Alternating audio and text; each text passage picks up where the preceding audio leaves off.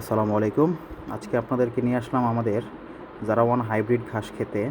আর এখানে যে ঘাসগুলো দেখতে পাচ্ছেন এগুলোর বয়স হচ্ছে আজকে 15 দিন। আমি গত ভিডিওতে দেখাইছি আমার এক সপ্তাহের ঘাসগুলো কতটুকু হয়েছে আর আজকে 15 দিনে কতটুকু হয়েছে। যে ঘাসগুলো দেখতে পাচ্ছেন এখানে কোনো রকম যত্ন ছাড়া এই ঘাসগুলো এখানে হয়েছে, এরকম হয়েছে।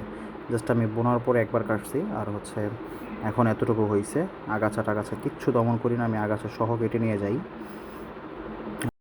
আর আমার ঘাসের চাইতে বেশি মনে হচ্ছে এই আগাছার যেই জলডোরা নামক যেই ঘাসটা আছে, যেটাকে আমরা শাক হিসাবেও খাই, অনেকে হেঁচি শাক বলে, এটা গরু খুব মজা করে খায়। সো এটা আমি এই জন্য দমন করি না, এটা সহ নিয়ে যাই।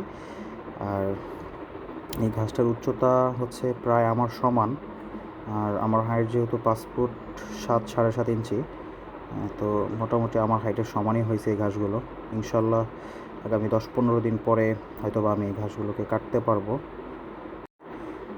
35 দিনের মাথায় ঘাসগুলো পাকলে সবচেয়ে উপযুক্ত বয়স হয়। ঠিক আছে, দেখি কতদিন বয়সে কাটতে পারি, আপনাদেরকে আপডেট দেবো। সবাই ভালো থাকবেন। আসসালামু আলাইকুম।